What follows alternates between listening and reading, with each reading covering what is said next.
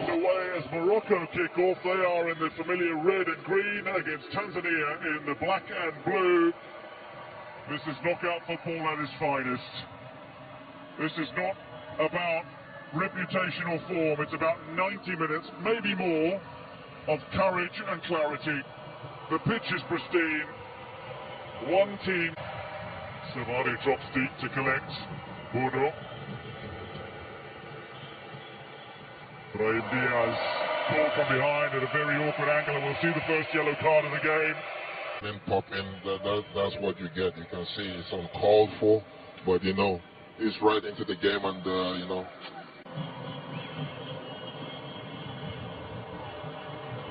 Delivery from the set piece, decent, and it's steered home magnificently by a man who's deserved goals, but only has his first here. The offside flag, though, goes up. No, you know, we just have to wait and see. You know, all goals are being scored, but VAR always goes to the boot. You know, whether the celebration will be cut short or they will continue celebrating.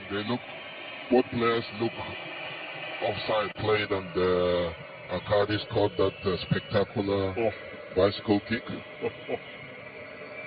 I would love to see that one over and over and over again. What a goal. So the offside is confirmed, quite correct. No victory.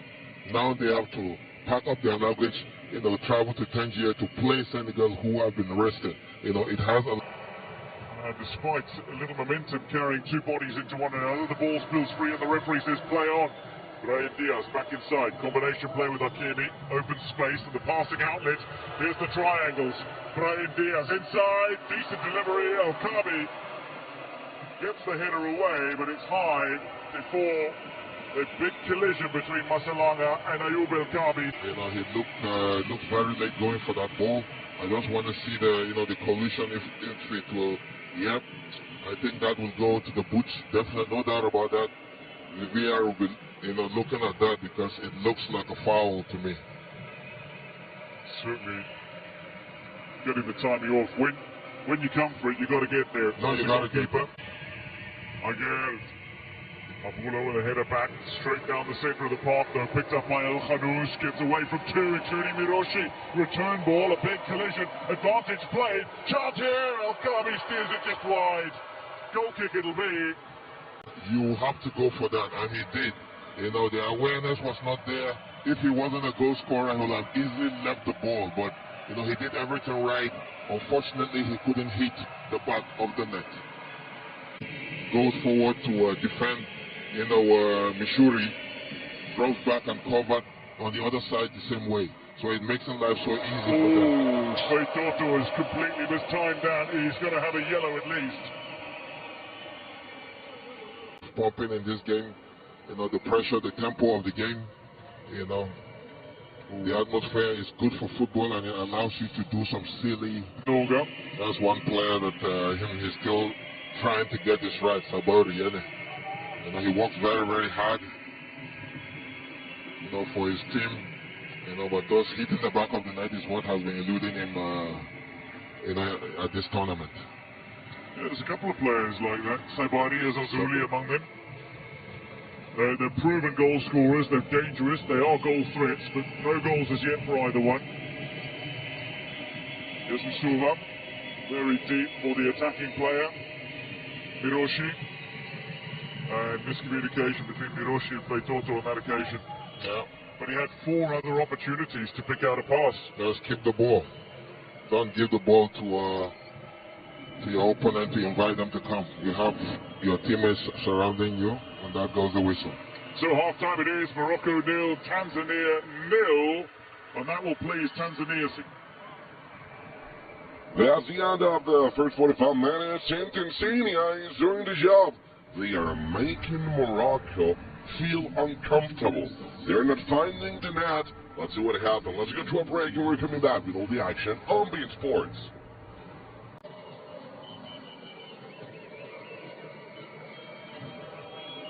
Tanzania get us underway in the second half. It's 0-0 between Morocco, the hosts in red and green, against the upstarts Tanzania in the round of 16 in the knockout stages for the very first time. Tanzania Africa Cup of Nations. They play in the black and blue, and they are looking to give Morocco, a few black and blue eyes, it seems.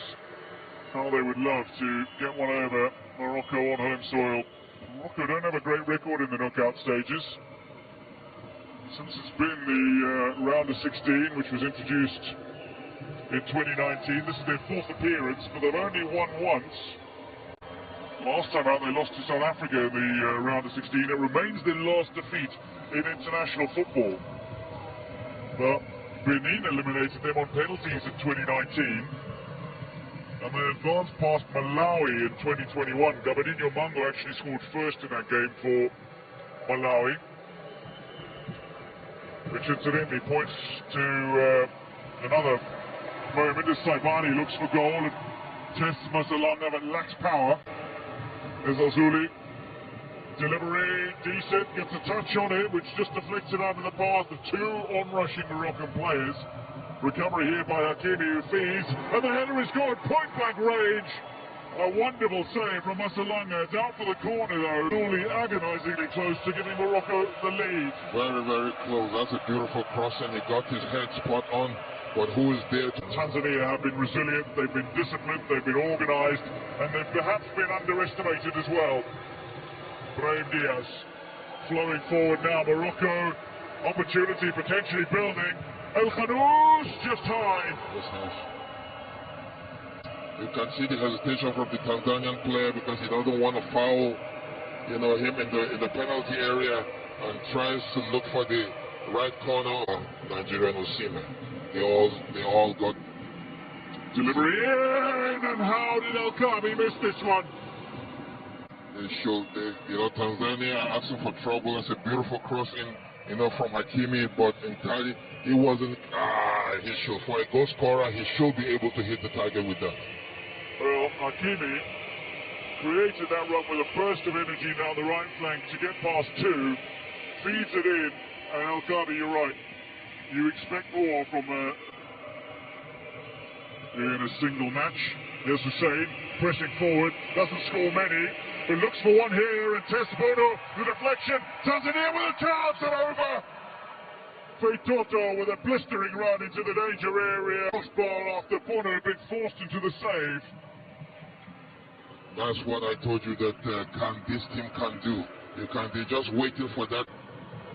Who are in uncharted territory, but they look to defend this set piece. Taken and off the woodwork. Would you believe it? Hakimi agonizingly close to scoring, but Daniel Amokachi. No, honestly. And that's what what Tanzania need to really look at. Those crosses keep coming in, and that's the free kick from Hakimi. What a bullet! And I have to take an extra touch to give his player that chance if the ball goes behind the defense to reach it.